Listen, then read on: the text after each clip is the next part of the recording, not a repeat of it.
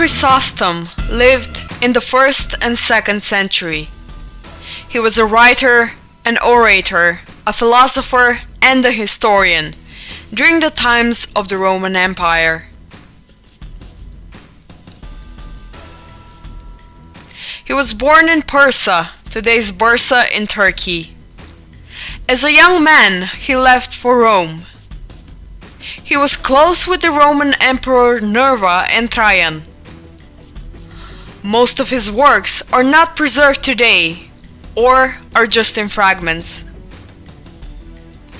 In his work Discourses, Chrysostom gives an interesting legend about the origin of the Macedonians, which was told by a certain Phrygian in Alexandria.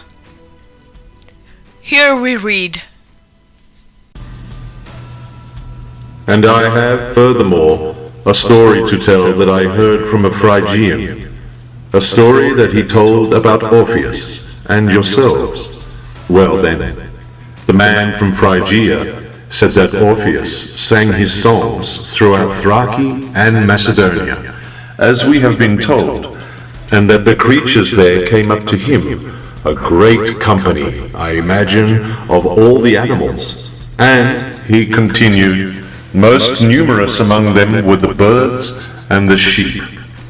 So then, as long as Orpheus was alive, they followed him from every quarter, listening as they fed, for indeed he spent his time for the most part on the mountains and about the glens.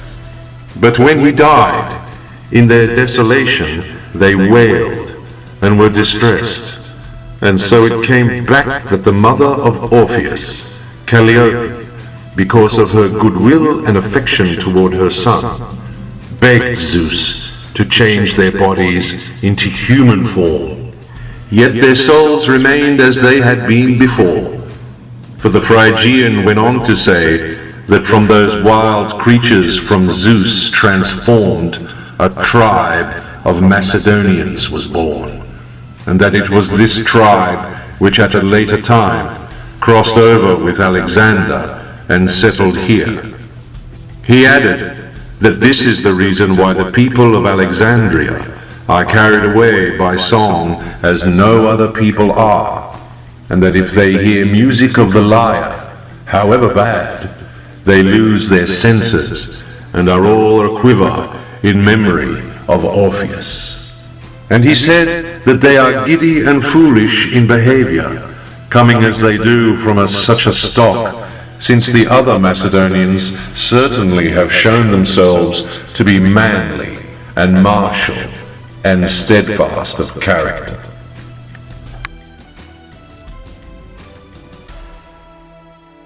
This testimony is very interesting from several aspects. First, the Macedonians are clearly considered as special people with a mythical origin.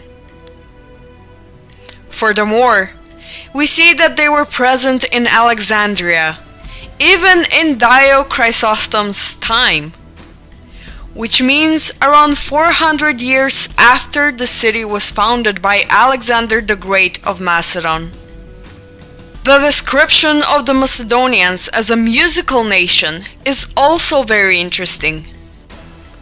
They originated from the singing birds that accompanied the mythical singer Orpheus while he was strolling around Macedonia and Thrace.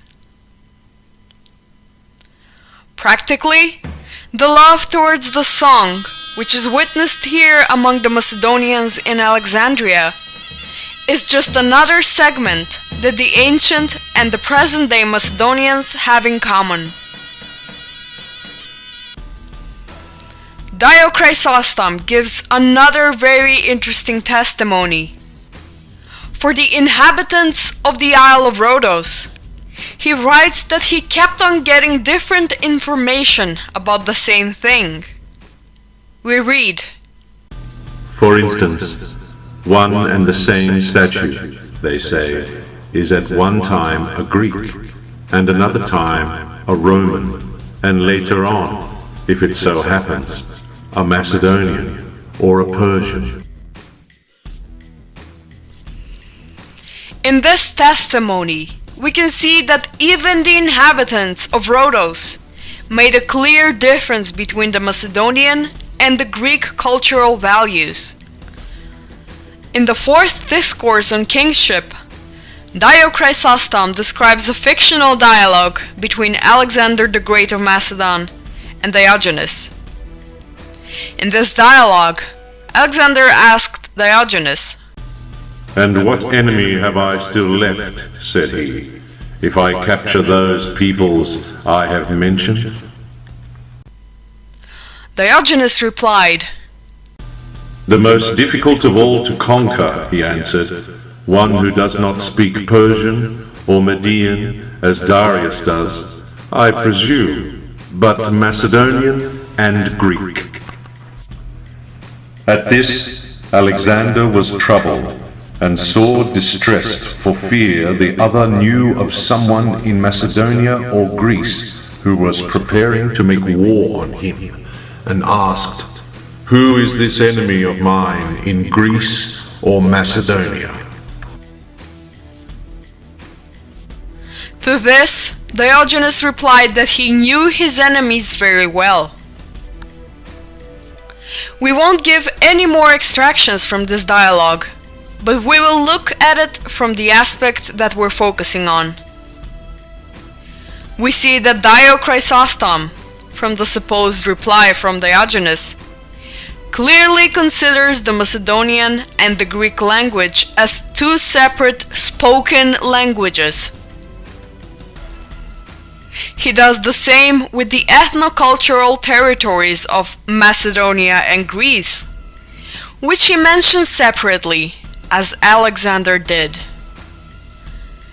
Further in the dialogue, Alexander declared himself as the leader of the Greeks and king of the Macedonians,